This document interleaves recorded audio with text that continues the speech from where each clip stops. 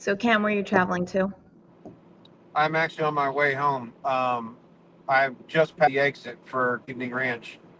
Um, or actually, yeah, just past the exit for Good Evening Ranch. I am now passing Beckley, the Beckley exit on 64. The that whole software, whatever they want to call it, that happened and hit Delta. I fly Delta, and it hit Delta the hardest of everybody. So I left John's place Sunday morning.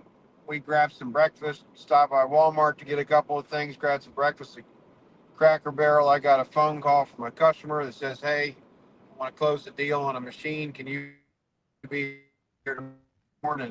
And he's in Detroit. Of course, I said yes. I had no idea what was going on. And then I started trying to book a flight. Well, I booked a flight Sunday afternoon or Sunday evening, like 6 o'clock. So I got home, showered, cleaned up, did a couple of errands real quick, couple of chores, jumped on the car and drove up to DC and proceeded to sit there for 5 hours while they canceled flight after flight after flight. And finally, one of the guys up there, I fly so much that the staff up there knows me. Finally, one of the guys walked up to me and said, "Mr. Beasley, these you're not going to fly out tonight. Go get a hotel." So I got a hotel. They put me on a flight at 6 o'clock in the morning on Monday to get to Detroit. And after the fourth flight on Monday morning, the same gentleman actually called my cell phone and said, "You're not getting out of here till 7, 8 o'clock tonight." And it's a question mark if that plane arrives. So I went down to the car park and jumped in my Land Cruiser and I drove from DC to Detroit. Met with my customer, did a couple other visits, and then Tuesday at 10 o'clock. That was Monday. So I got to Detroit, north of Detroit, Monday like 7. I met Jeremy Ingram for dinner um, at 386 Power Sports, 386 Fab, and we had dinner together. And then Tuesday morning, I met with my customer, closed the deal, worked on some other things, and then I drove from there down to Dayton, Ohio, and worked with some customers out of Chicago until 3 o'clock today. And now I'm driving back to Virginia. Oh boy. Well, we're glad to have you. Let's kind of get Thanks for started having me. and jump in here, guys. Sounds good. All right, guys. Welcome everybody to the Extra Extreme podcast. My name is Tiffany Andrews and I do the hosting. And we are brought to you tonight by our 2024 sponsors with JM Rigging Supply, Brannick Motorsports, Radial Dynamics, Jesse Haynes Fabrication, Kincaid Fabrication, She Crawls, Wheeling for Warriors, All Extremes, 386 Fab, and Black Bear Electric. Um, Guys, our sponsors, they bring us all this stuff to put on for you, and we get to give out $10,000 for 3 events this year.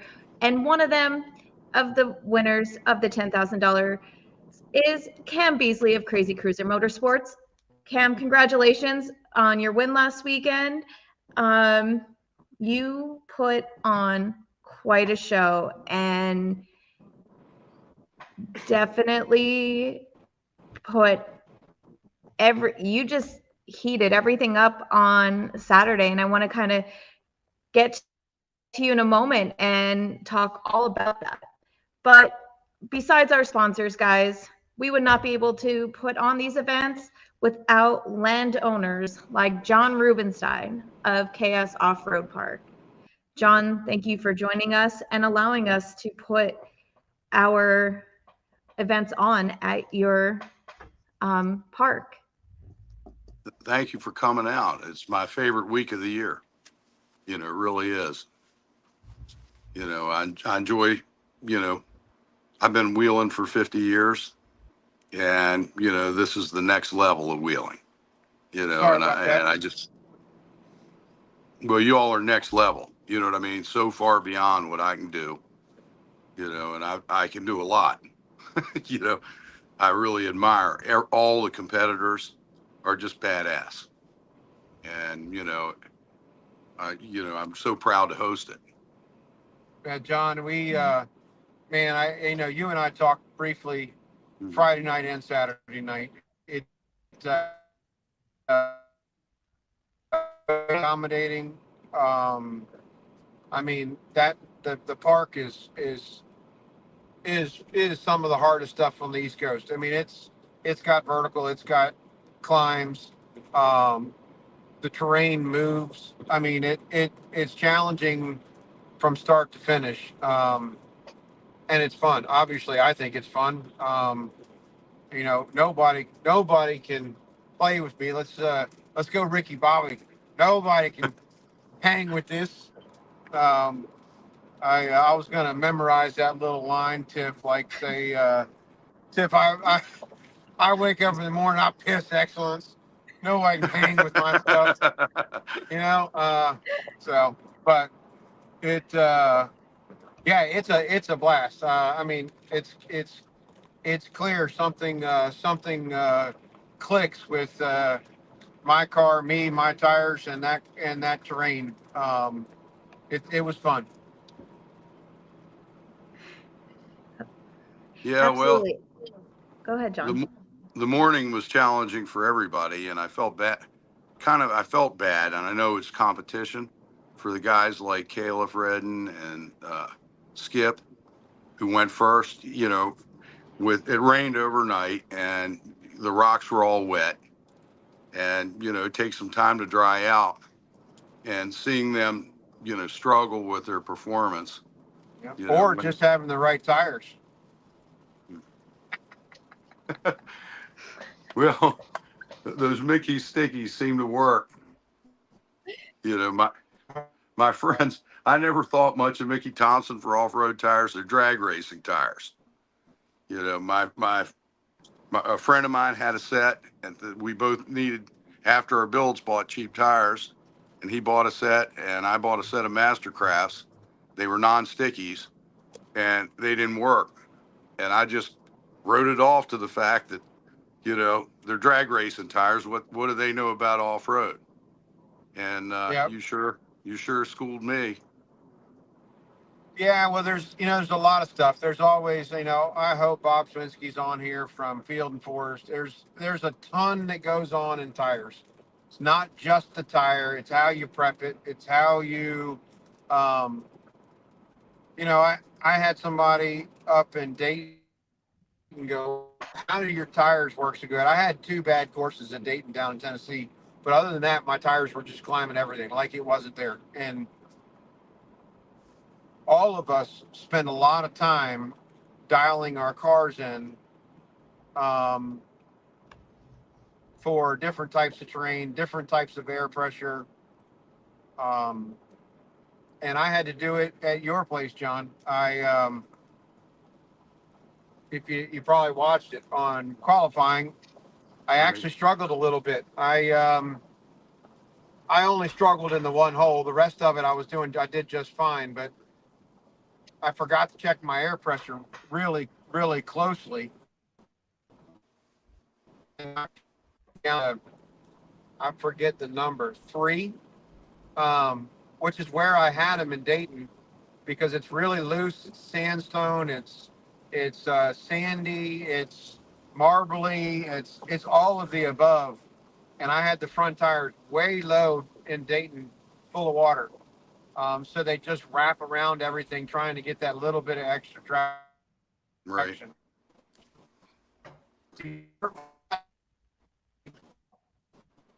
Um, trying to dig to China, Right. and I finally figured out why. Of course, I only have to run one course, um, so I didn't have the option of really adjusting. I threw it into that first hole right in front of the first set of gates, and the tire just kept wrapping up on itself. And as you saw, my tires went way up in the air. The car didn't want to release. Like sometimes we want to brake traction just a little bit, Right. and it would not. The tires wouldn't let go. They would not brake traction. Luckily, I was able to work it out of the hole, um, and and get the tires to break free and climb high. And once I got out of that hole the first time, I was fine. But when I got down to camp, I checked the tires and they were at 3 psi, and I knew that wasn't right. So I pumped them up to 6.5 in the front, and uh,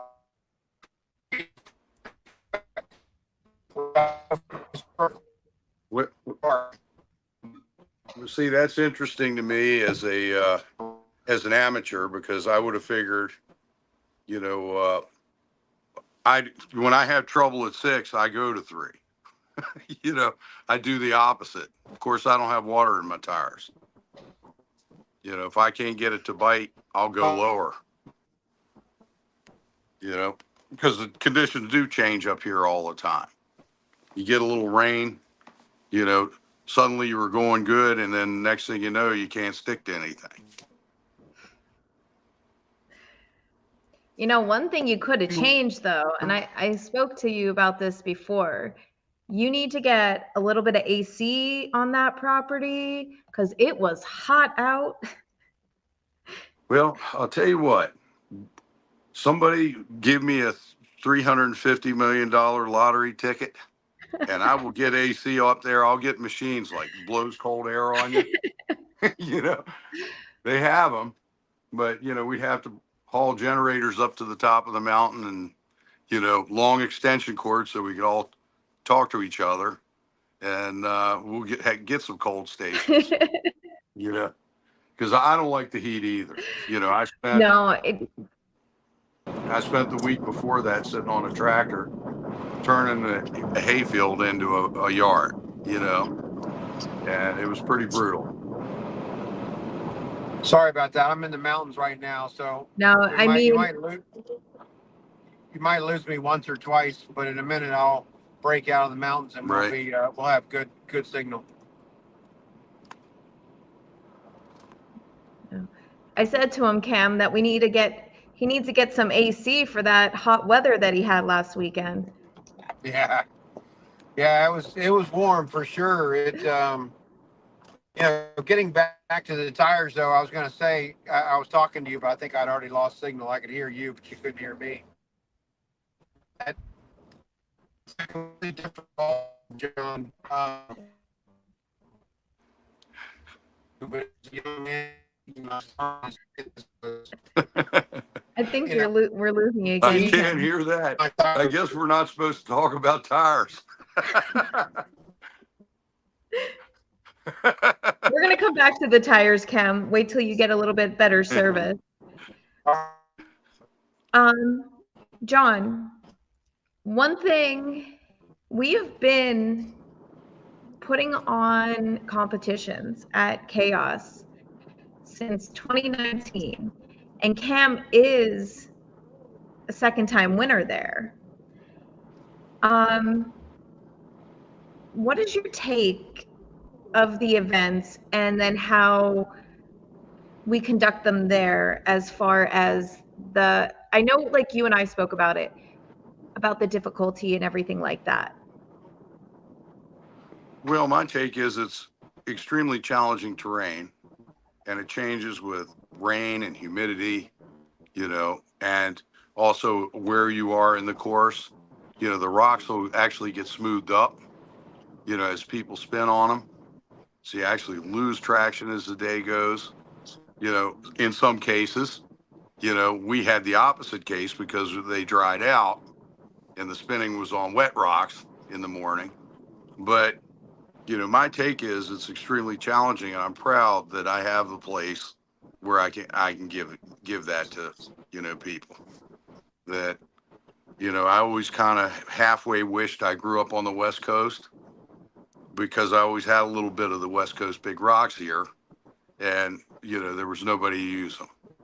And so I'm really happy to see them utilized, you know, and, you know, a lot of the big time competition and, you know, in every other racing, You know, I rode motocross. You know what I mean? West Coast is where it's at. You know, the professional level. And so, you know, I feel like this is an opportunity to get the folks out here that I'd have to go somewhere else really far away to see. And, you know, it's an honor to have everybody here. You know, that, you know, it's a very professionally run program. And so I'm proud to be associated with Extra. Yeah, it was. Can you hear me? Yeah, you're back. Yeah, one of the cool things I do like about and you know I joked with a couple. You know, Big Charlie wants to challenge. Wanted to. You know, we were drinking. You heard it. You were sitting there, John. Yeah, I was sitting with them. $5,000 1-on-1, and you make the course. And you know, it's funny. You know, I made two huge mistakes, and it's because you get caught up in the moment. And it wasn't because I was getting rammy, but I should have learned on the very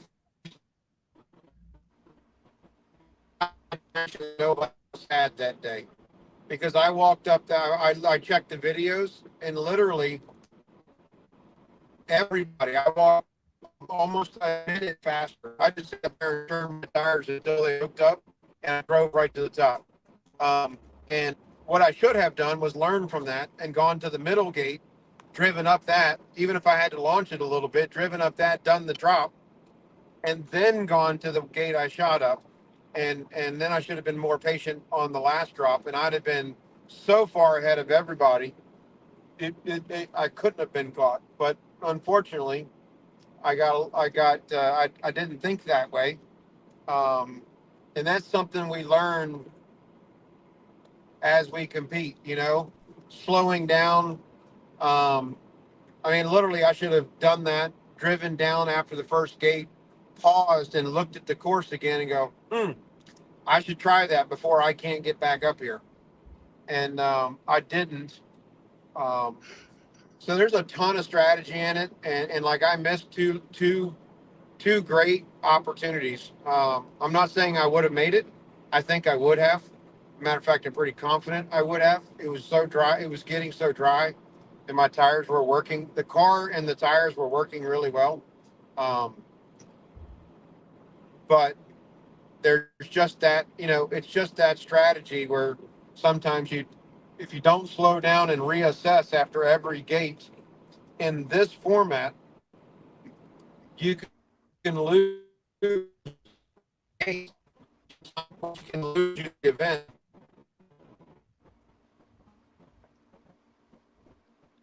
I think did we lose I him think we again? lost him, not the event. Yeah. I stopped talking. Well, in any timed event, you always have a challenge to perform. You know what I mean? Like right now. And I think it's a detractor from thinking, you know, the adrenaline you just want to go do. And, you know, I think that the winners think it through, come up with a good plan before. But the really great, outstanding people in sports in general think on their feet. You know, I think they discount, you know, they talk about raw talent and that kind of thing in drivers, but a lot of it is not just the physical talent of driving, but driving smart.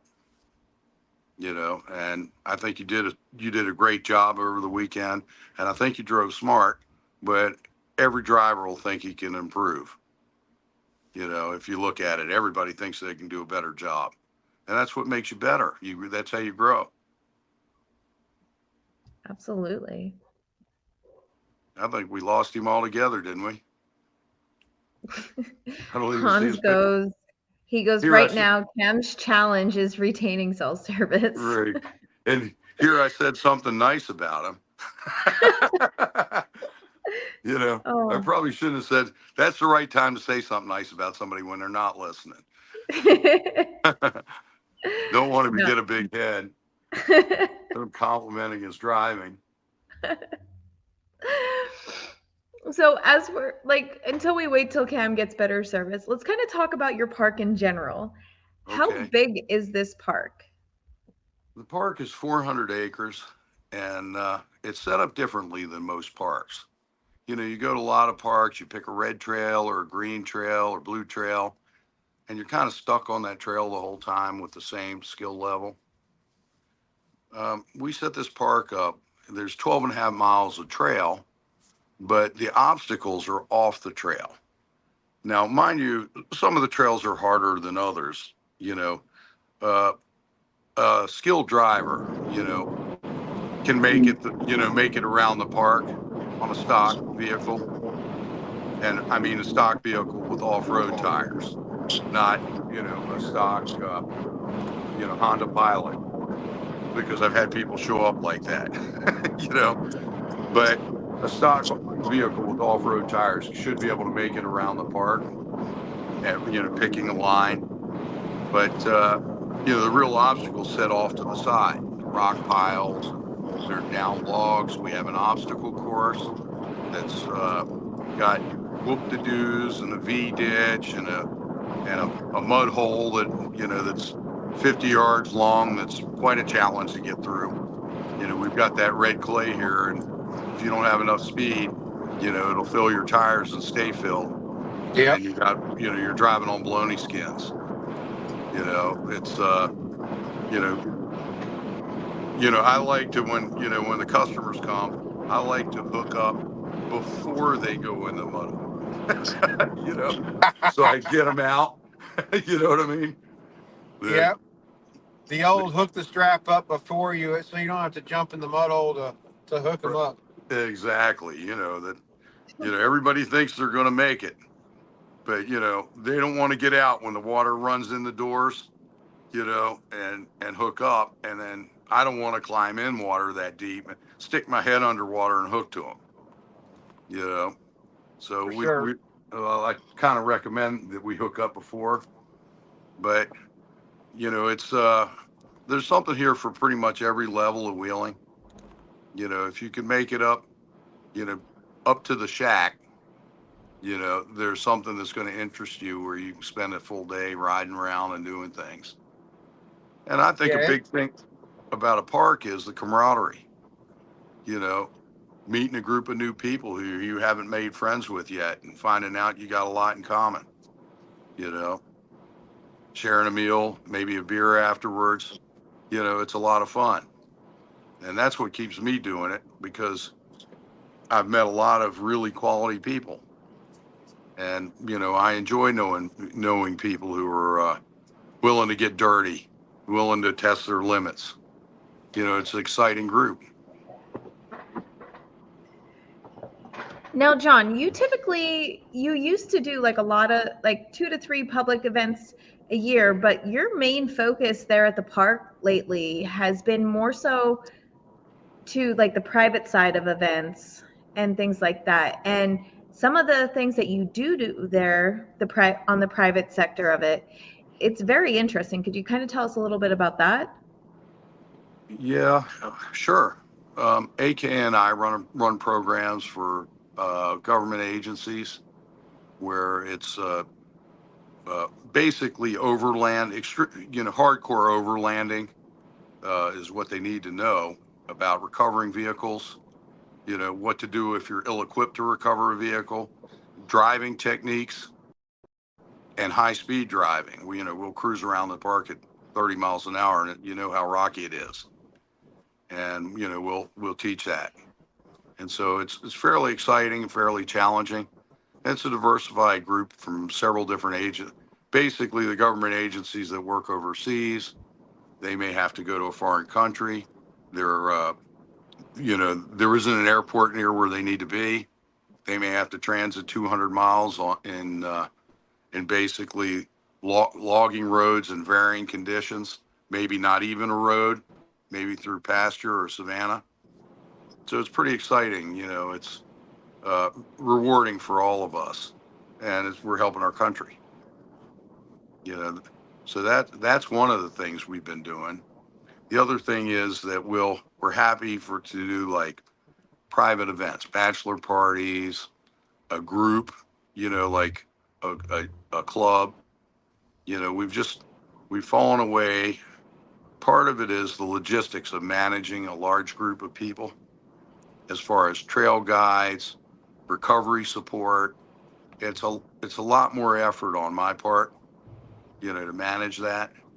And it's a lot more effort to get the people who will consistently come out who have the skills to do it. So we just have sort of fallen away from that. And the general public, honestly, they present their own problems. They're a lot of people, they saw a Jeep commercial, they come out to a park and they think they're going to be riding through a field, and splash through a mud puddle. And that's not what this place is. You're not going to ride through a field and splash through a mud puddle. We're a rock Nope. crawling park. And, it's just not what they expected. And, if God forbid, if they got a little pinstriping, they go to pieces. They don't want to air down. And when they don't air down, they kind of rut the trails up for everybody else and loosen everything up. And they become frustrated. And frustration means more throttle. And more throttle means less traction. And it's just, And broken parts. and broken We parts. saw that Right. with some of our drivers on Saturday. Right. And so, it just, from my perspective, I would rather either teach people to wheel or wheel with people who know how to wheel, or like you guys teaching me stuff. I'm watching and I'm learning. And so I would like, that's my perspective on it. And, not that there isn't a place for the general public. We'll probably go back to that at some point. But so far, the last couple seasons, we've been fully occupied doing what we're doing. And one of Yeah. the good things is there is a campground right next to your park who is very accommodating for your guest as well. So a big shout out to them, because they were able to set aside some cabins for our teams to be able to rent out. Plus they had their public shower houses, bathhouses for whoever may have need them, with a small donation given to them for Right. Yep. that. They don't No, mind it was if great. We rented a cab. We rented a cabin the whole weekend we were there, and it was super nice. They were super nice to us. I mean, that even the one morning they knew we were in a hurry, and they offered to make us breakfast. We had to pay for it. We all offered to make us breakfast so we could go do what we wanted. And they were going to bring it to us. Right. Yeah, they're super accommodating, and not only that, you get to use their swimming hole. Yep. It's hot. I know if I was a competitor, or like on qualification day, it was super hot. I'd have come down after qualification and gotten that pond and cooled off. Yeah, because Yeah. it's fed by a mountain stream, a mountain spring, and it's super chilly water all year round. Oh yeah, it's very refreshing. Yeah, it's awesome. Yeah, and like I said, they're available. They rent through Airbnb, but for like our events, that kind of thing, they'll give me a number to call where you can rent from them directly. Yep, they did that You know, for me. and it'll streamline things. So there's a variation. People can bring, obviously they can bring campers out here, trailers, toy haulers, but that you still may want to go next door. Yep. So you have a variety of options. There are folks here. I do have a couple of remote tent camping sites that are pretty nice, but they usually go to people who rode out in a Jeep and packed in, and they want a more remote experience. Yep. You're not getting a camper in there, or even a pop up. The terrain getting to them is just too rough. But we do our best to make everybody comfortable, and the camp has the same philosophy. And that's Buffalo Gap Resort is the name of the place. And I look forward to doing more with X Rock and doing more with the camp. Yeah, it's awesome. They're good people. Just you're the same. It's just very accommodating, fun to be around, no issues, equally minded people. It's always fun. So it looks like I've got a pretty good signal from here out. So whatever questions you want to ask me, ask me. Go to camp, please. What's He's that? more important than me.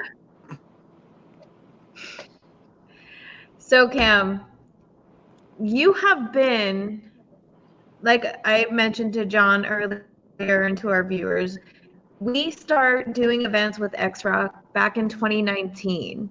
And I do know that there was a question about how the courses up at the top of the mountain, everything came available. I believe it was either 2017 or 2018. Hans went out and met with John and stuff. And John kind of gave him like the go ahead to cut in those comp courses and stuff like that. Um, and in 2019 we did our first event. Cam, you came, but that's when you were in your old rig and you ended up doing recovery. Am I correct? Can you guys hear me?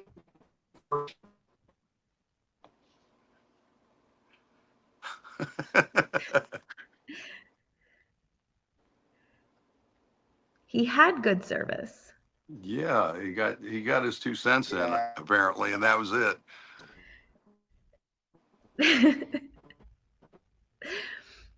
Oh gosh. So another thing that we didn't mention, John, is one thing that was different. And even though all our competitors and our teams, they did clean up after themselves, for the most part, your facility is a pack in, pack out. There That's is correct. no dumpster. And I know Cord from Mother's Off Road Recovery was able to help and get rid of all the garbage for you. But just future reference, at least as of now, your facility is a pack in, pack out. I'd be willing to get a dumpster in. The only thing is, it's $1,200, for the week. So I mean, that obviously we have to recoup that cost. So you just figure out, on average, it's going to cost a competitor $100 a piece more. And I don't think it's worth it to any of the competitors to pay $100 to have their garbage hauled. And so that's why I haven't done it. The problem here is we're 40 miles from anything. So, the haul fee with the price of fuel, for them to haul me a dumpster and then come back for a dumpster, they got 160 miles, with 2 round trips, we're going to pay for it, So, you guys can put that out to Hans. If you want a dumpster next year, I will order a dumpster, but we've always been a pack in, pack out facility. We kind of follow the tread lightly plan where you bring what you need and you take what you used. And I hope that's all right with everybody. But it was wonderful of Cord to help me out. I was going to have to go 40 miles myself, probably twice with a pickup load of trash after that. And that I wouldn't have liked that, to do 100, And so Cord definitely helped me out with that. Luckily, he has a dumpster. And, I really appreciated all he did, the recovery and everything. He's really a team player, and I'm glad Hans has him up here, and I'm always glad to see him. He's an asset. Absolutely. Now, there is one thing I would like to talk about, along those lines, administrative lines, is that, Saturday night I allowed, open wheeling and a night wheel, which I like night wheeling. There's always extra carnage, I think people are more relaxed, and the pressure's off from competition and that kind of thing. But there was a situation that happened where not one of the X-Rock, but another person who was here in the park uh, was drinking and threw beer bottles out on the trail, and that doesn't fly with me. I find it as a disrespect to me, the park, all the competitors, every other competitor who drives this park and wants facilities to have them back. Glass bottles, you throw them out and they hit a rock and break, and then everybody who drives there picks a piece of glass up for the next year. If I can't find it, and so should I have to ride around looking for glass, broken glass? And of course, I know who's going to find it. I'm going to find it with a flat tire. I'm the one because I run the trail, Yeah. 10 times a He week. run the trails the most. Yeah. Right. So I'm on the trails 10 times a week. I'm the guy who's going to get a flat tire. And that's the way you pay the landowner back. That's some asshat stuff. And Yeah. so I'm going to have to make some rules for next year. And it's just, I'll probably have a rule sheet where it's common sense. Nothing's much is going to change, but it's just so that I put it in writing and people understand in advance. Like no glass on the trails. I mean, that's pretty much common sense. Any place you go, you don't bring glass on the trail, and so I'm not asking much in that respect. I think we should just ask that Absolutely. person not to come back if we know who that person is. Yeah, supposedly it Can was you an hear me now? accident. Hans does. Supposedly it was an accident that happened multiple times, where it fell out of the buggy. So the whole Yeah. story to me is suspect. You know what I mean? Yeah. Especially because you Yeah. got a trail bag in the buggy. Why is it doesn't fit in the trail bag? So I mean, I was pretty upset by that, and I find it. As you should be. Yeah, it's screw everybody else who uses this place. I'm pissing on it on the way by. That's the way I see it. Yeah. And I don't know how else to put it. That's my hillbilly speak way of talking about it. And Nope, that's fine. Hey, I pulled off the side of the road in Lewisburg. It's I've got signal because it's it just can't keep a good signal going in and out of the mountains, and I don't want to mess up the live. So yeah, go to camp, please. yep, I went to camp. I'm good. Well, we have Cam back now, so we can.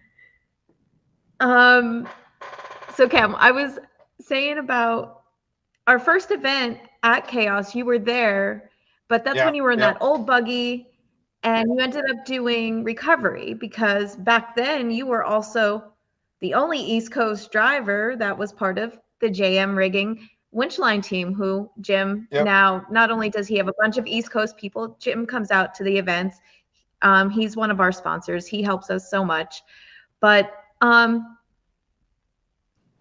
when it came down to the top 10 that made it from qualifying into the main event, there was only 2 out of 10 people.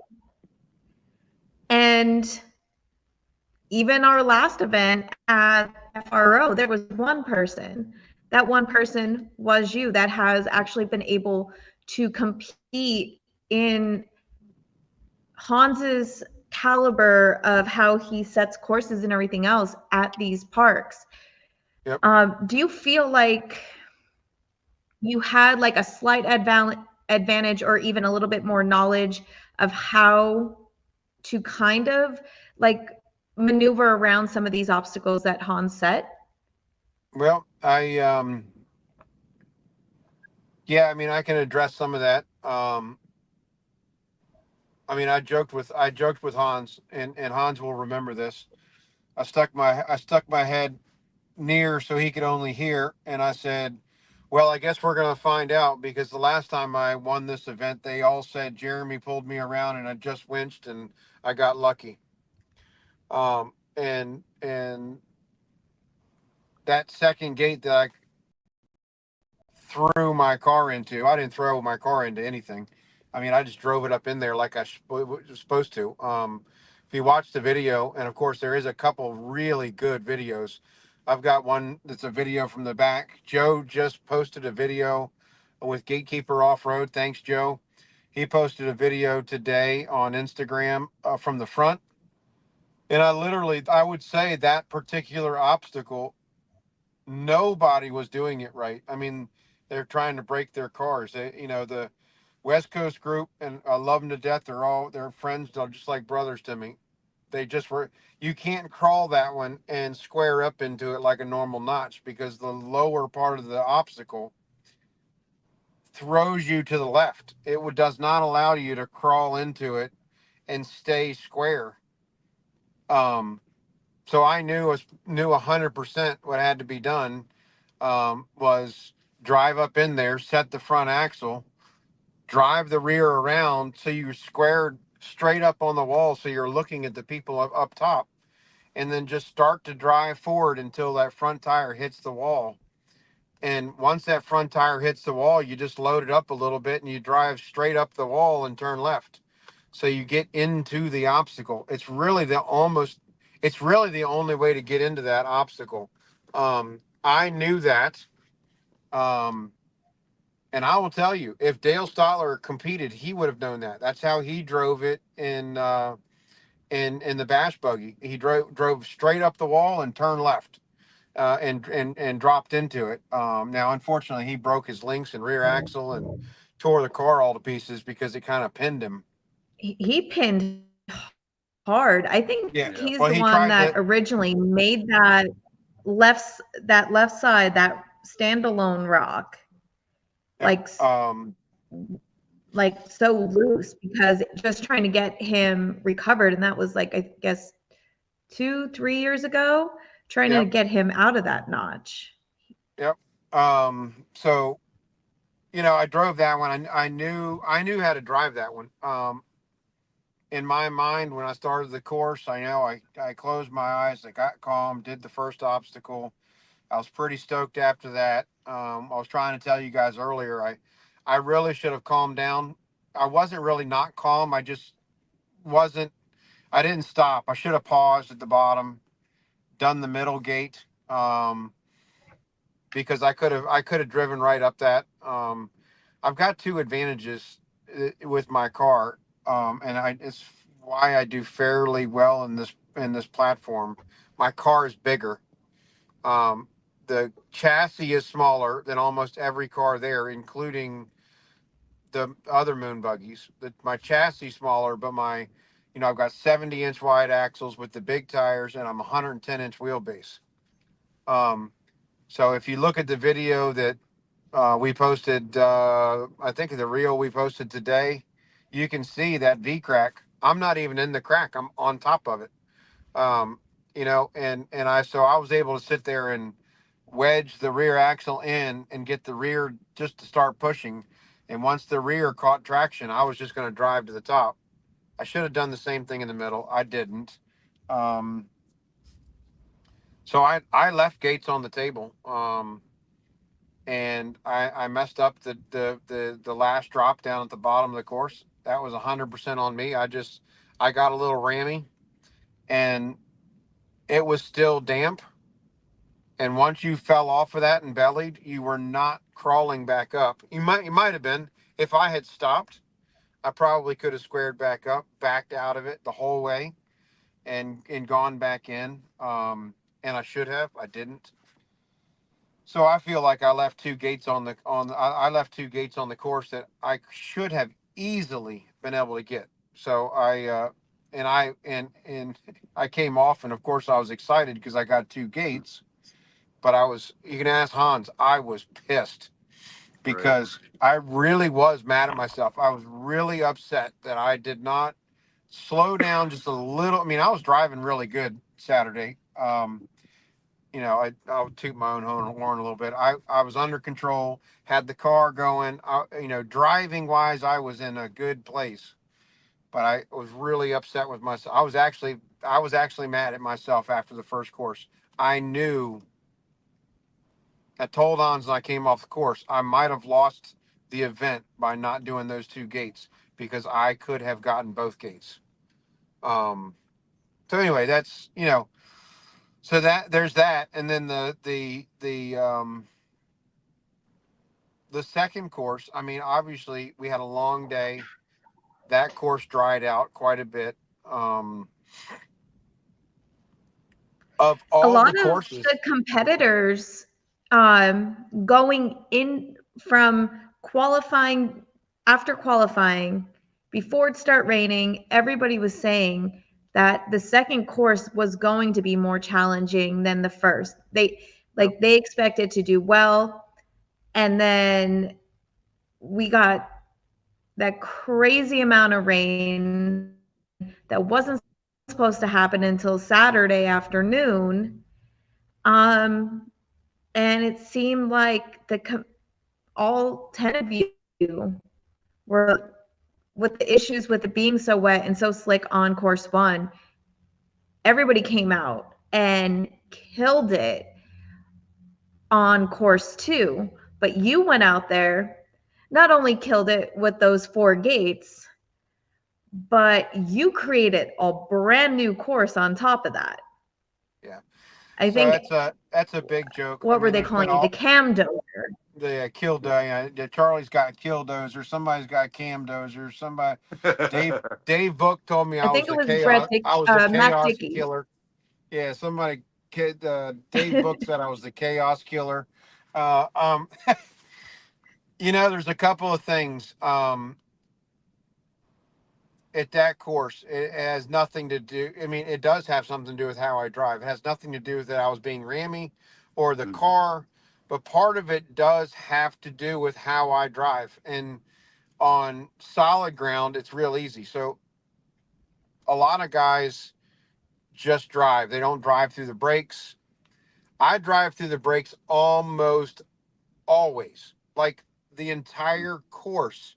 I drive. My foot's on the brake, and I'm driving through. That's why you always hear my car spooling up. You always hear my car's in a bind or a load, and it's because you have better control. But in a course like course two, what happens is, um, 2 or 3 times I turn the lockers off. All right, and when you drive through the brakes and your lockers are off, sometimes the non-driving wheel just locks up, and when it locks up, it grabs those moving boulders and just moves them. It just makes them roll. um so that's what happened a couple of times when I came out of that my first gate, and I kind of got stuck. I made a mistake when I came up over the ledge, and I went right to go through the first gate and then down the right drop. I made a mistake, a big mistake. As a matter of fact, I thought I had messed up my whole course. There's about a 6-foot hole there, and I thought I'd gotten wedged into it. Luckily, I was able to get out of it. I did push through, and when I pushed the one rock, of course, it hit another rock. And as I came around, my right tire, and this is that giant boulder in between the two gates. When I did that drop, I was open. I did not want the car when it was rolling to push into the other cone. So I unlocked the lockers, but I was holding the brake so I could drop smooth, and my passenger front tire locked up. And if you catch the video, and I haven't actually gotten a really good front video, I saw it in the car. The front right tire wrinkled up. I could not get it off of that rock, so I just drove through it. And that's when it rolled the rock over, pushed it into the other part of the course, and yeah, it changed. That definitely changed the course. But that was the only spot in the entire course when I did the drop. The rear axle just grabbed a rock. When I came back around to go to the linear gate, if you will, the side gate that was everybody was To doing do like that number. climb up, Yep. When I turned that corner, it was the 2 same or thing. 3, it was like their third one.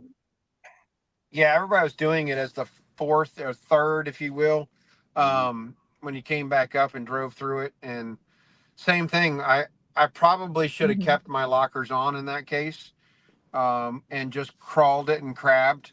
But when I dropped, the car got a little bit squirrely, so I unlocked the lockers and used my cutting brake to make the front right spin faster to keep me up on top. And when it did that, it rolled that big round, perfectly round ball.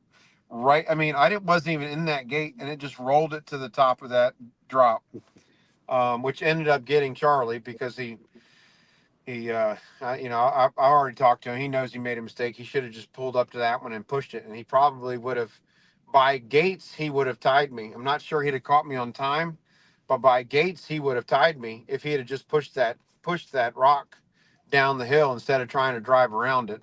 Um, so it was But fun. you I weren't the do. only one that moved the rocks either, because on that Oh no. course specifically, I can't tell you how many times Hans and Cord and Mike and everyone else had to keep getting out the paint, moving cones, resetting the gates because it Yep. is loose rock. And John spoke about it earlier. I mean, we watched a bunch of rocks just nonstop rolling down the hill because I mean it's a steep, steep hill, and it just they'd move and just keep on going. Yeah, and I do think I do. I mean, I shouldn't say I think it's a catch-22 for these guys that are fussing at me and saying I'm lucky. So it's either the tires work really good, and they don't want to hear that, Right. Yeah. or I can just drive better than they can without a spotter, They don't want to hear either one. and they don't want to hear that either. So it's one or the other. So it's just a joke. I'm just Josh, and we all like to rub it in when you're on top of the mountain. 3 weeks from now, I'll get put back in my place because my monster truck of a car probably won't do well in the cone dodging. But I sure am looking forward to the new terrain at Field and Forest. Um, TJ told me about it. Eugene told me a little about it. Brian Goes told me a little bit about it. Yep. It sounds like it is going to be an absolute hoot. It's going to be so much fun. And if people don't understand who you're speaking about, there is a bunch, wrote the New England states have a lot of wheeling clubs. And the one that you're specifically talking about is the Rhode Island Trail Slayers. I believe that's the name of their group. That they go out, they do their wheeling at different parks. Mainly that club is at Field and Forest, but they went in and they cut in a bunch of new hard stuff at Field and Forest for our next event that we'll be able to utilize.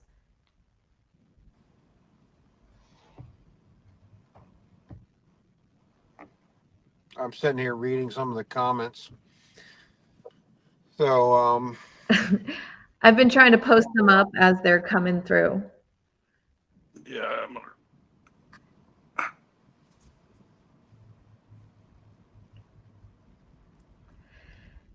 So Cam, I know we kind of started talking beforehand. mhm. Is there anything new going on with this buggy? um, yeah, I mean we've done.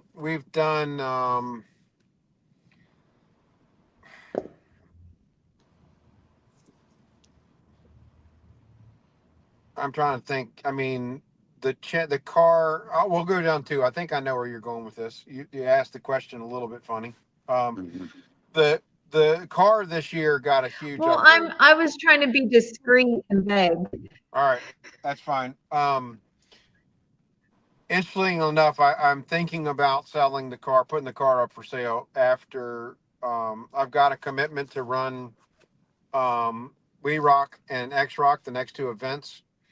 If I'm lucky enough to get an invite to Field and Forest, the humble pie, I'm thinking about Humble talking pie. to Rich. thinking about talking to Rich about leaving the cars up there and maybe flying out um, of there and flying back to run it. I can't make it to nationals because of work. We were going to go out to nationals and leave the cars to do Trail Hero. I'm thinking about. I got to look at what days that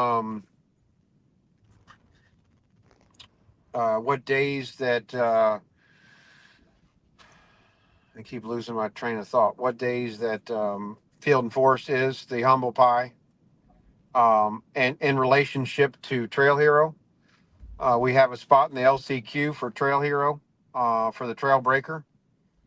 We want to be out there. The next event shortly after that is, I think, the first full weekend of November is the Texas Top Gun Shootout. We will be there.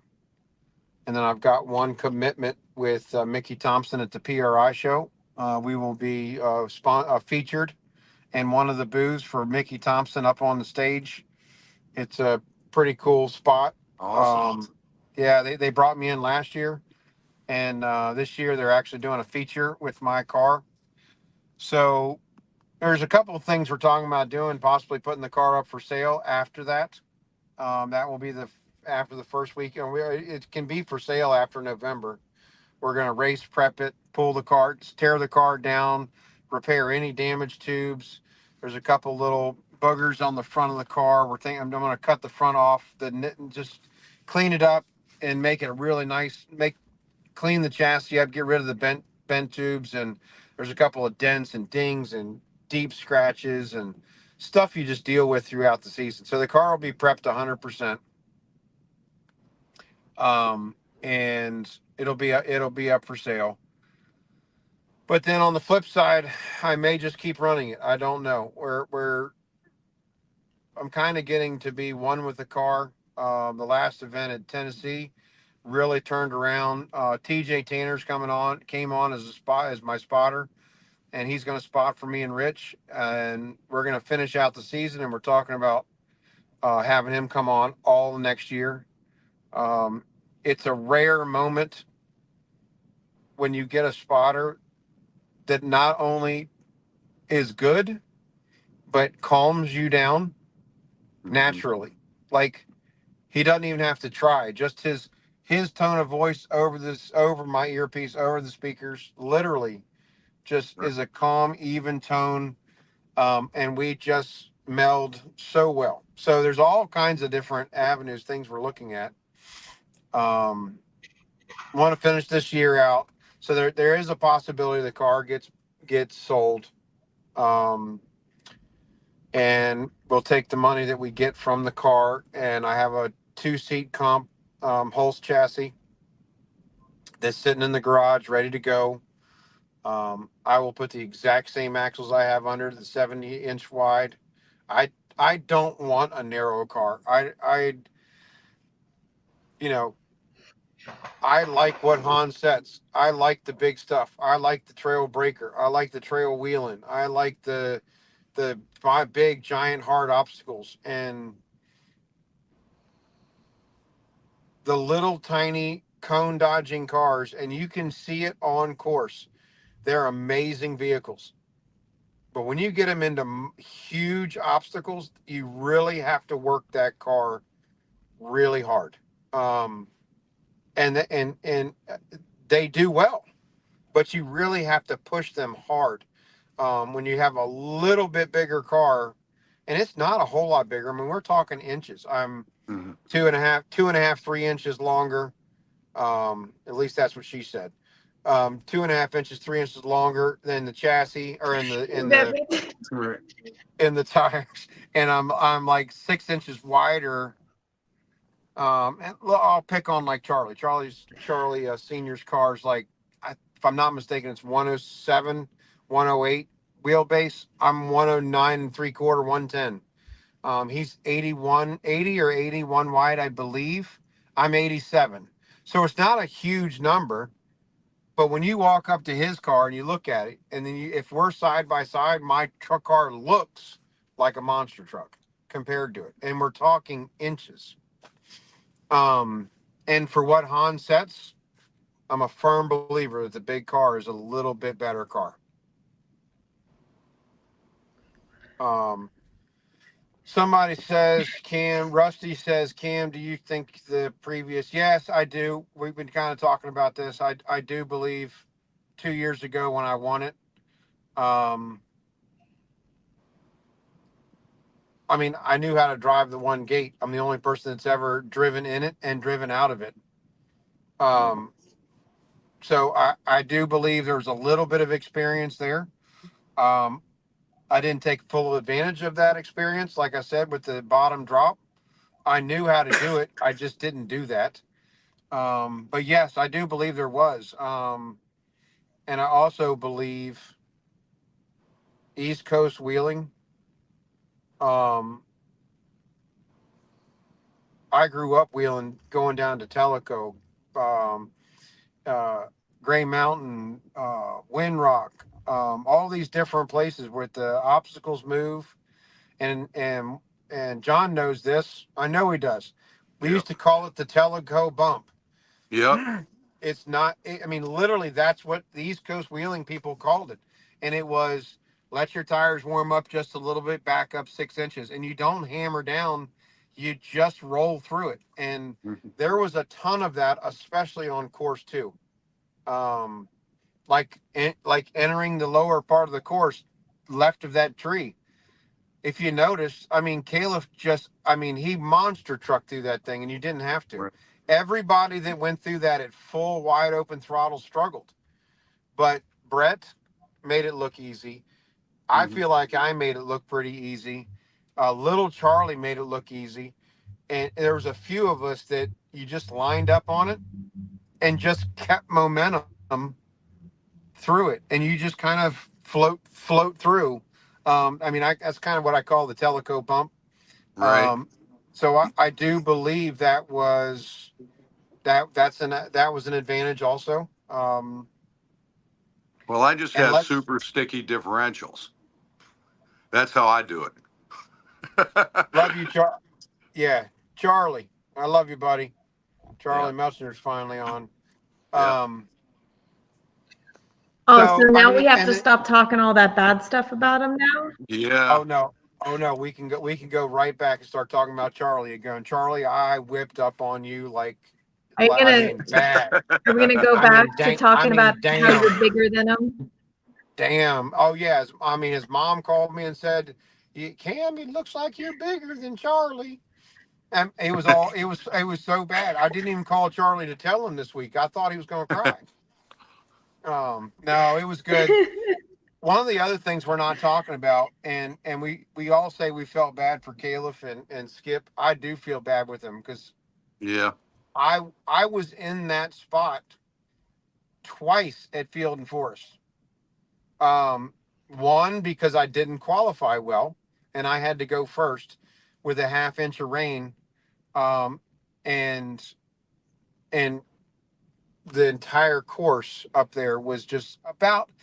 It wasn't sloppy muddy. What it was is the first inch of dirt just turned into slime, and literally, kind of what happened this past weekend after about the third or fourth or fifth vehicle, it was dry. Um, You know, it happened to me 2 years in a row. The first year we didn't do qualifying. If I remember right, and Hans, you can correct me. I think the I first year we did Field and Force, we didn't do qualifying. no. We just drew numbers, and I drew number one.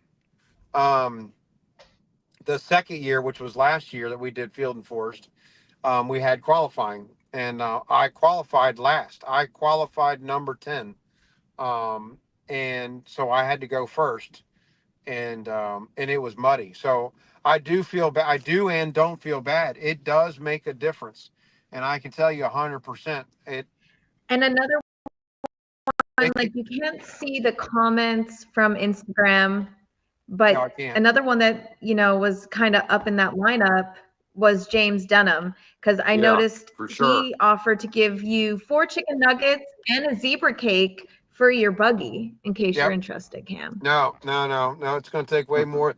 Now the zebra cakes. Oh, I know who that is. That's my buddy James. Was that Portal Bling Yep. 999? Oh yeah, I got a Yep. whole That's box of James. zebra cakes from him for him. Yeah. He's my buddy. That's James Dunham. He came all the way up from Texas. Man, Yep. I can tell you one thing.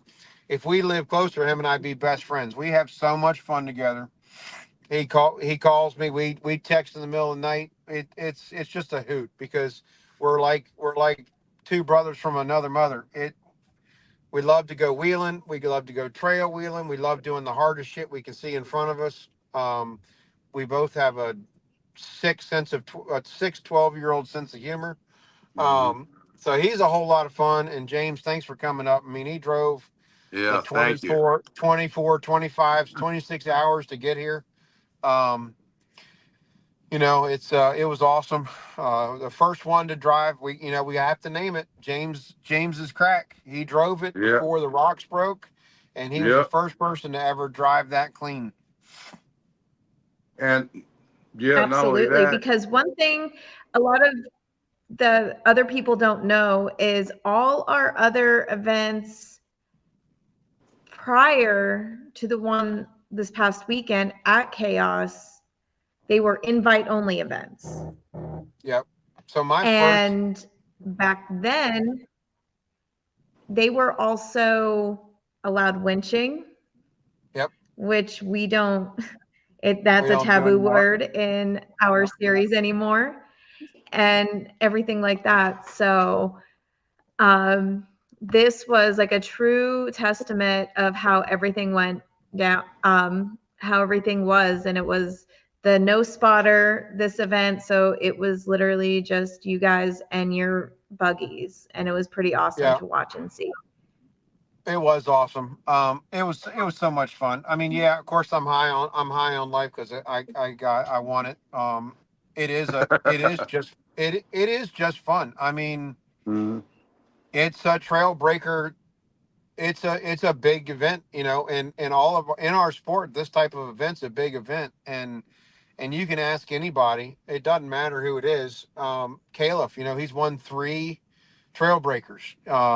Jesse's won 2 trail breakers. It's you're on a rush. You're on a high. It's just you in the car, ton of fun. Everybody was trying to spot me, and my team. I got to thank Richard. Rich Earnhardt, one of my best friends. We do this together. We're I mean, it's all we eat, sleep, and breathe this together all year, every year, winter, spring, summer, fall. His car breaks, we fix it. My car breaks. Most of the time, it's my car because I'm hard on it. Um, but he's all in. I'm You, all in. Cam, I will say your car is impressing me this year. And I'm sorry, that's all I'll say, and I won't jinx you any more than that. No, it's all But right. Well, we did it's a been lot pretty of good this year. dialing. Yeah, we did. Let me finish with the team. So Drew, my buddy Drew and Matt came up, and of course, everybody stages people all over the course. And when I came off of course, all 3 times, the comment was made, "You didn't want to be spotted," and I Mhm. didn't. I really didn't. I shut the car off 3 times. I watched my long. I had one guy run video. I shut the car off 3 times to listen, and Hans can attest. What I asked was how much time do I have left, because something went wrong with my timer. I set it to 20 minutes, and if I banged it on something, like the internal button would reset and it'd go back to 20 minutes. So, so 3 times between the two courses, the 2 main courses, I just shut the car off because everybody's yelling at you, and you hear Cord, you hear Carrie, and you hear Hans. But because your helmet's on and the car's running, you can't hear what they said. So 3 times I shut the car off. Once I think on A1 and twice on A2, so I could hear what my time was. Other than that, I didn't want to spot. Um, I remember seeing Dean Benner twice at the bottom of the course on A2. Um, and I remember seeing him put up go to Sleeping. 3, go to 3, or go to 4, or you have 5 minutes, or he threw up numbers with his hand. and both times. And then one time he looked at me and said, "Calm down." I do remember that. But other than that, I didn't have spotter. I didn't want spotting. It was a spotterless event. I felt pretty proud that I literally wanted to drive it without a spotter. I did not want to sit there and look for people and say steer left, steer right. I wanted to drive the courses as they were set, as they were presented to me. Um, so it was a ton of fun. So I was pretty proud of that. Charlie said they were gang signs. Gang signs. God damn. I love you, Charlie. I really do. I wish I was out in Goldendale with you, buddy. I really do. You could It, have you could have done what little Charlie did to his dad and just yell out, "I'm not listening to you," when you were on course. yeah, no. I was in a different place on Saturday. It was cool. I mean, and I have to thank, this is really silly because we've only worked together once. And I told Rich this on the way home. I got to thank TJ. TJ, I hope you're listening because, and I told him on the phone this, the week before in Tennessee, he did something to me, calmed me down. And literally he walked up to the car and said, "You can't drive this car," and I forget the words he used. He used some kind of word, and it literally was a light switch that went off in my head that says, "You can be an animal, just slow down a little bit. You can be a wild man when you need to be, just slow down a little bit." And I really put that to. We'll find out. I'll try to do it again up in Roush. I'll try to do it again up in Field and Forest. But literally, I got in the car. I hardly watched little Charlie, which upset me. I love that little man to death. I did not get to see him run hardly at all Saturday, but that's because I was in my car with my eyes closed, trying to kind of bring the heart rate down and start the course on the right level. So do you want to do all the events spotterless? Um, I think I'd win a lot more events. I'll be honest. Mm-hmm. I think I shine in a spotterless environment where it's just the car, the trail, Mm-hmm. the the environment. The only thing I would recommend, and it's not really copycatting, is Hans, and this is just one thing. I think we talked about it at a couple different campfires Saturday night, and we definitely talked about it at Cracker Barrel and on the way home. Is flags, whether it's X Rock flags, whether it's white poles with orange flags on them. Um, doesn't matter how much you can see in the car. Sometimes it's hard to see the cones, and it doesn't matter how good you are. Some of the hidden cones, you Mm-hmm. in the walking around, it's a different view than when you get in the car. The rocks are, you're now 18 inches off the ground instead of 6 feet off the ground. Mm-hmm. And it'd be nice to just have, like, even if it's just like driveway markers, the white 6 foot tall white poles with little Mm-hmm. orange flags, so you can see the gate you're supposed to be going through. It might even be worse on hitting them, but that's just one thing I thought of because it was a couple of times on courses, just like you look around and you can't see any cones, and you have to literally stop for a second and go, "Okay, they're here, here, and here. Drive forward a little bit. You're gonna start to see one." But that was it. Other than that, I mean, the courses were badass. The It was qualifying course was awesome. impressive. Yeah, Mm-hmm. the qualifying course was awesome. Uh, It was just hard enough. It was just hard enough to separate the. I'm not being mean, but separate the men from the boys, if you will. I mean, that's what he's doing. Um, but it wasn't hard enough to tear up cars. Nobody's car got torn up. Mm-hmm. Um, and course one and course two, I think they were awesome. I mean, yes, two or three of the gates were the same, but none of them had been, but one, none of them had really been driven. And he threw the the change of having to drive up to do that drop that had been driven. So that format hadn't been driven before. So Hmm. I thought Hans did a great job on the courses. Um, I think that no matter how, I told him that the first day before we ever even ran them. I'm not just saying it because we won. And John, thanks for having us, man, because it was fun. It was just fun. It's a fun park Look, it's fun for um, me. to come You do know, that. I look at that and I watch Hans lay this stuff out, and I think to myself, he just laid a course out exactly the wrong way to get up there.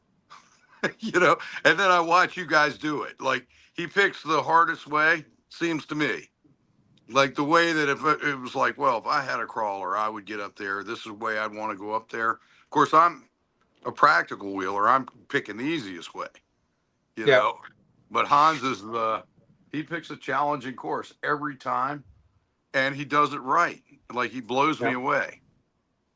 He yeah, does it. It doesn't look doable to me because the corners are too tight. If you don't, you make this gate, but you're not, now you're in a bad position for the next gate, and yep. it looks to me like, it's like he's sabotaging you. Like, he almost hates you guys, you know, where he's like, yeah, I'm just going to screw with these guys. We're going to put some money on this and make it really, really impossible. And then, you guys manage it. Yeah, And so, like I said, I look forward to it every time you guys come up. I look forward to it. I learn things watching you drive, and, it improves my game too. So, yeah, I for just love sure. it. I saw Hans's comments. So, what's your vote, Kim? I mean, I honestly, I fell in love with the Spotless. I was back and forth for the last year. Um, I've told you, I've told like Dave Book, I've told Charlie Melster, I love the Texas Top Gun shootout um, style. I love the Trailbreaker style. They're all spotterless. And your event is a little bit different. The strategy's different with the gates all over Mhm. the place. You can run them in any order, so the strategy's different. But I love the spotterless, and I think it made for it just like Trailbreaker does. I mean, there's always one or two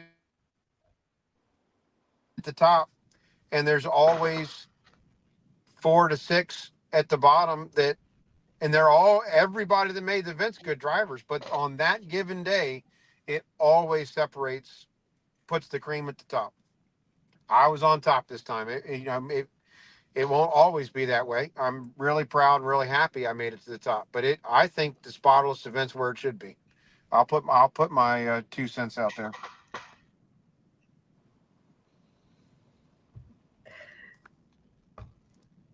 I'm trying to keep my mind is still my unprofessional mind is still with the weekend, so I'm trying not to make any comments because you've been saying some good things. I could have some really good comebacks, Cam. But we are live on the podcast. One Oh, of the things, one of There the was a things I lot admire. of there. You set me up like you're trying I to did. test how good I I did can sit hold there. back from saying stuff. Charlie, the big Charlie, you got to rewind this thing. Apparently, she said I was 2 inches longer than you, and I'm not talking about Tiffany. As just the she said comment happened. Right. Go ahead, John. What's up? I was going to say one of the things I really admire about you guys is the sportsmanship. And I like having come from a military background, you know, uh, where we never leave a brother behind, That's right. you know, you guys, there's 10 grand on it, and everybody's pulling for everybody else. Everybody's helping everybody else. And of course, real sportsmen, they want to win. They want to beat everybody at their best, you know, and I saw that personified during the event. And I love seeing it. It blew me away, you know. And so that's another reason I enjoy it so much, that you guys are helping each other. I'm thinking of like Skip. he had a seal or something go wrong with his rig, and James had parts. You know what I mean? Got the parts to him. You know, and I saw it over and over again that you guys help each other run. Yep. You And know, Skip did the same thing for me. Rich and I got there Thursday evening a little bit late. It was a whole debacle, by the way, to get there, but we got there a right, little late, and I bombed. You know, him and I bombed up the um to the qualifying course and ran around right. and looked, and on the way down, I mean, my car beat me to death. I had a blown shock from the previous weekend. And as many people know, I travel for a living, and I Right. left Dayton. It's an 8.5 hour drive. We got home at like, I forget, 7 or 8 o'clock at night.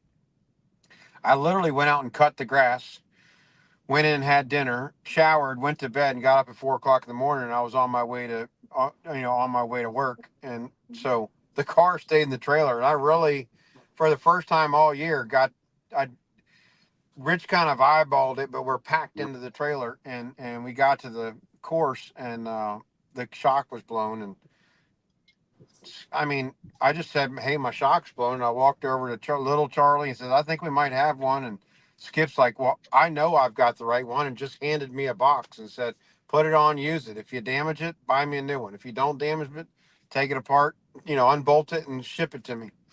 So, I mean, literally, he saved the weekend so I could actually Right. run, because the car was beating me to death. Um, so actually, we just shipped that shock back today. So thanks, Skip, if you're on, we appreciate it. That shock should be back to you Monday or Tuesday. Um, but yeah, I mean, that's what this whole sport is. It always has been. Um, the East versus West is so much fun, but we Mm-hmm. all love each other to death. The Brassninis came out, Brassninis and the Dickies, and Caliph. All these guys, and James. We consider Texas East Coast because we wheel together all the time. But James drove 26 hours. All of Mm-hmm. us. It was like a brotherhood. Hanging out with the Brassninis and the Dickies for. I mean, they came out here for beginning of first week of June and just got home, so 6 weeks. Um, they brought their junk out here and did We Rock twice, did X Rock twice, and it's like another small family. We had, I mean, Mm-hmm. it was an absolute blast. They have great kids. Brett was one hell of a wheeler. I mean, he was right on my tail. I'm not gonna lie. And I know John saw it because he kind of chuckled at me. I was running around that course watching him run. Right. I mean, unfortunately, he got no gates, so he literally had to clean the entire course perfectly and do it fairly quickly to beat me. But he was trying. He got to that fifth gate, and not sure that fifth gate was drivable in competition. Mm-hmm. I think with a little bit of extra time, maybe you could do it. I mean, it's drivable, but with the cone, Mm-hmm. that lower cone where it was very, very, very, very difficult. But Brett, I mean, wheeled his butt off on that course too, getting four Right. gates in the Oh time yeah. he got. I mean, he got four gates in. He set the pace at 15 years old. That kid handles that rig so well. But one thing you also, when you get to watch that kid wheel, is he listens. Like his dad and his dad's spotter Ben were there on the sidelines, and he listened. And half the time he is maneuvering the buggy and his head is at his dad. And he just did that so well. Course 2, he definitely set the course flow and set the bar, because he got 4 gates, and then after him, he was 6th, and everyone after him followed that same course flow. And he, like, big shout out to him because he did phenomenal. Yeah, but he also has the seat feel. Everybody Yep. doesn't have that. You got to Yep. finesse it, Yep. and he clearly has that. Yep. You know, and I can't imagine being so young and having it. Yeah, I mean, Brett's an amazing wheeler. I mean, he's got a ton of seat time in that car. Right. He's got a very unique situation with, they get to wheel all. I lived out there off and on for 3 years with Woody Swearingen and Heather, and you do get a, a seat of the pants feel. I Right. mean, that's what people move out there for. So literally, on the weekends, I mean, I'd fly in on a Thursday. I'd have to work, Thursday, Friday, and at 4 or 5 o'clock on Friday, you're loading up the 40. At the time, it was the Land Cruiser, the 40, Hmm.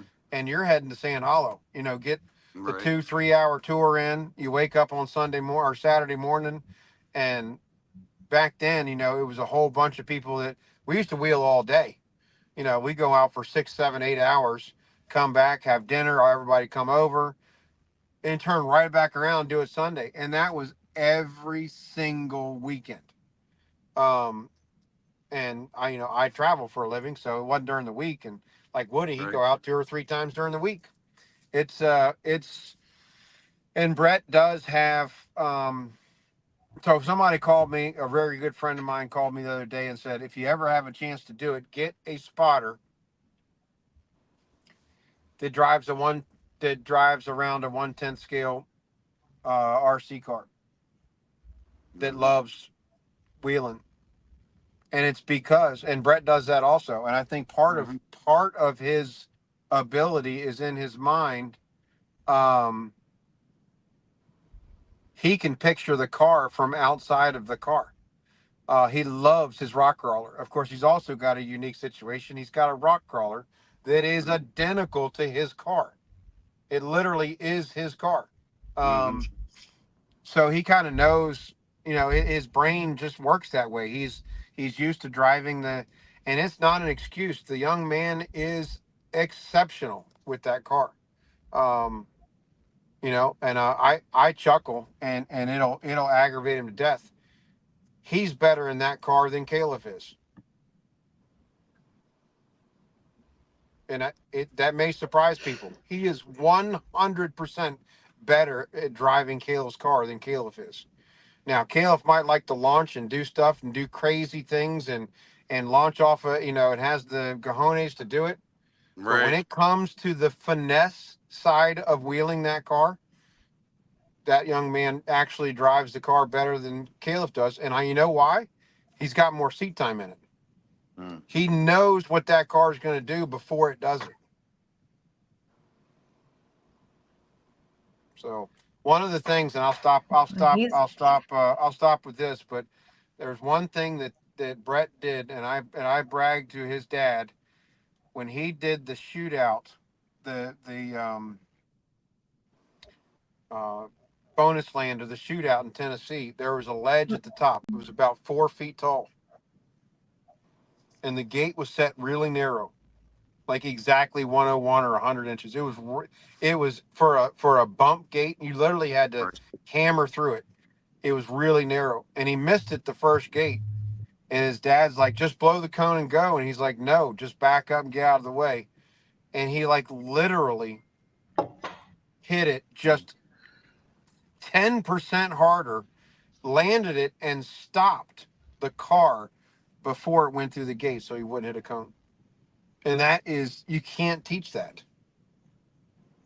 That's it. He literally went from full throttle in the Right. air and caught the car right before it hit a cone, and then just bumped his steering and then took back off again. And that's what I said. He's amazing. He really is amazing with that car. Yeah, he's talented. He Yeah. really is. no. So You did say about earlier the qualifying was like, differentiating the men from the boys. But a huge shout out to the boys because 3 of them made it in the top 10. And, I love watching you guys. Don't get me wrong, Cam. All of you seasoned drivers, and that's, seasoned drivers. But Yep. we had a 15, a 16, and a 17-year-old Yep. all in the top 10. And it is just so amazing to just watch them consistently every single time. Last event, then we also had Sawyer in the top 10 as well. Yep. And it's just so amazing to watch this next generation of professional rock crawlers coming up and giving everybody a run for their money. And just for sure. big hats off to them. And a shout out to their parents too. Yep. My dad thought it was ridiculous. When I was racing Jeeps, he thought it was ridiculous. I build a Jeep and then break it on a weekend. Then I spend a week building it and then I race it again. And then I get a trophy. He was like, this is ridiculous.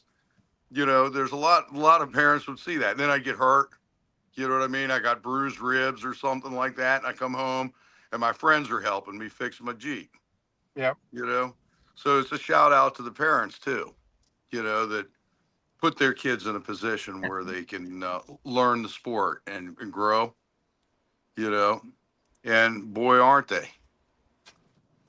I'm proud of it. I'm proud to see that.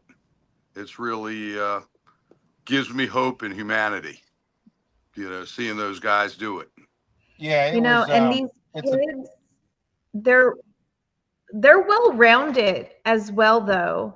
I mean, they're competitive when need be, but just watching them on and off the course, it is the way they speak, the way they present themselves.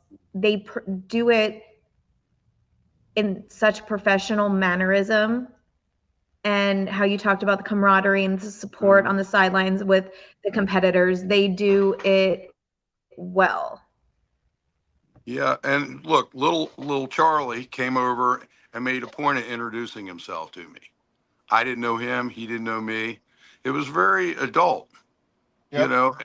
And I was kind of proud of him, and and of course, just like all the other competitors, I was pulling for him. Yep. No, it's a ton of fun. I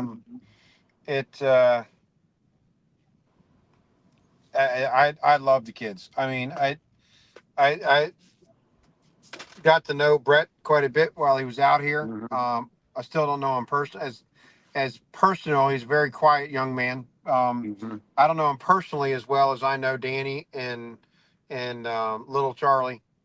But Danny and little Charlie, and they know it. Their dads know it.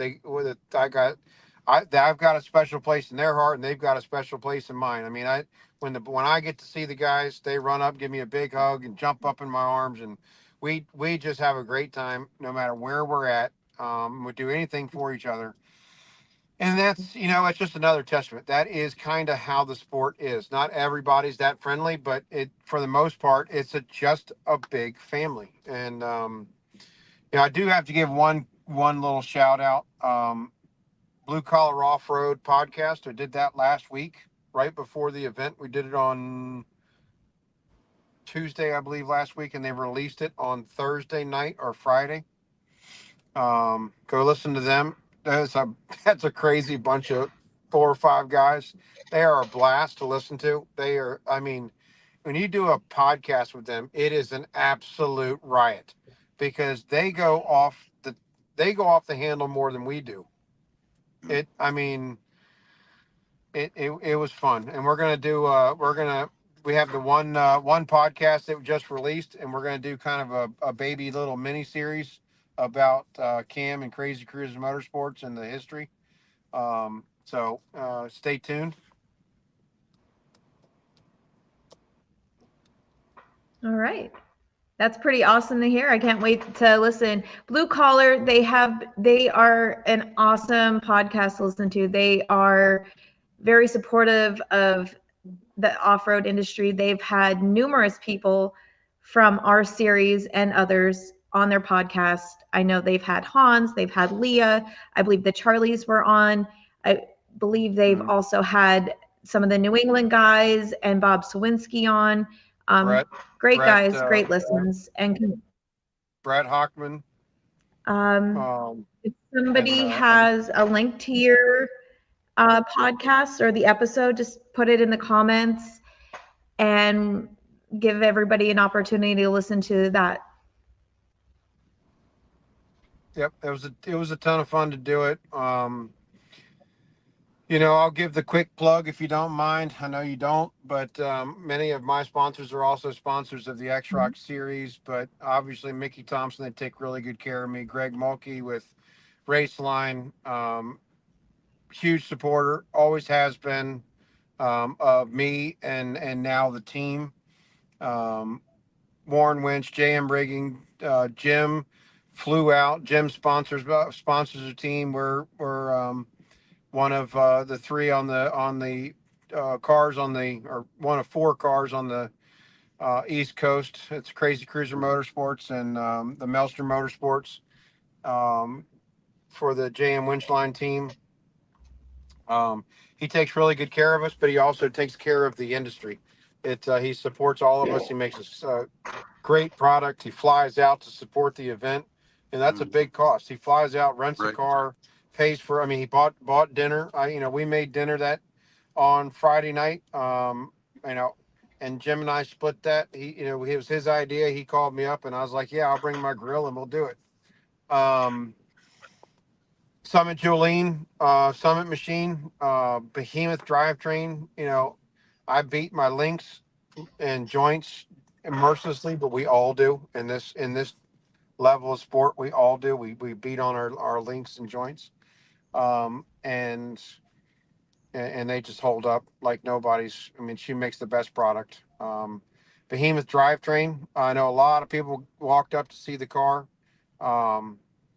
In my Behemoth case. They've got a new case coming out. It's out now. They're waiting on the final delivery, but they have the new cast version of the case, so it's a little less expensive. So if you want the best of the best of the best, get the billet case. Technically, it is a little stronger. But if you're on a little bit less of a budget, they have a cast version of the exact same case. It's stronger than an Atlas. It is priced better than an Atlas, and it shifts smoother than an Atlas. And I very proud to say I helped design that and get that project going with Jim Wynn and Behemoth. So Brannick Motorsports, Stan and Brandon. You can. I mean, I think my car is a good testament. I've never broken one of their shafts. I've never broken one of their joints. And I beat on my car.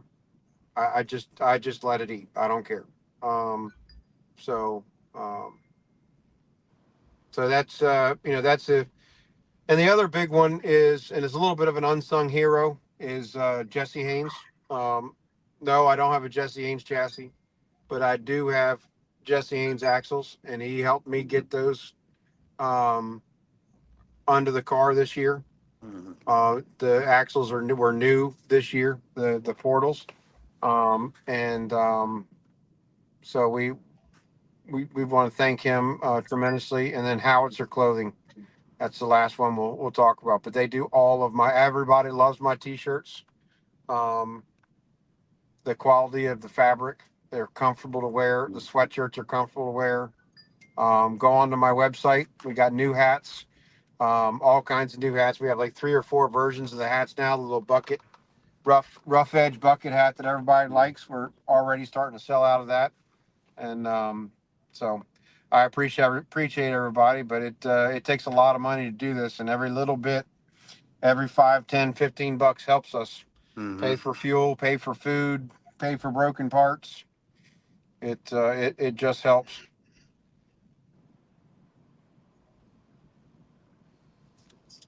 Absolutely. And John, I do want to thank you, like Kim, thank you so much for coming on. I do also want to give a shout out to our second place winner that we were speaking about, Brett Dickey, and our third place what was he labeled? Old man Charlie Melchner, for taking third this past weekend. John, thank you so much for hosting us and hanging out with us all weekend. Look, it was I really, like I said, I have a blast. You know, I just love it. It's my favorite week of the year. I say week because I'm in there. I'm always working to set up. Hans is setting the course and I'm setting the park.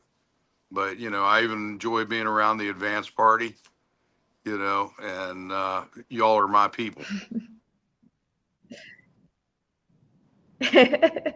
I know. I'm still trying to catch up on my sleep because me and John, we were up a little too late our last night there on Saturday. Yeah, that's for sure. But I want to also thank our 2024 series sponsors with JM Rigging, Brannick Motorsports, Jesse Haynes Fabrication, Radial Dynamics, 386 Fab, All Extremes, Off-Road, Wheeling for Warriors, Black Bear Electric, Mother's Off-Road Recovery, She Crawls, and Kincaid Fabrication. Guys, we couldn't do it without them. Cam wouldn't be sitting pretty with $10,000 check right now. And, you know, thank you to them for their support, that we're able to put on these events as well and have some pretty awesome payouts. Yep, that is awesome. Next week, we are going to have next week we're going to have one of our sponsors on, Brian Malik of All Extremes. He is also a competitor in the amateur series SLRC. He took, I believe, second place overall with Malik Motorsports. He's going to come on and talk to me. Little Charlie, I think, is going to join me as the co-host. We haven't seen him in a while. And just tune in, guys. And thank you all for joining us. And we will see you next week. Thank you for having us, Tiff. It was great, John. It's great being on the podcast with you, man. Yeah, enjoyed you. Yep, we'll catch up soon. Yep, I got my questions answered. There you go, buddy. You know. See y'all later. Bye.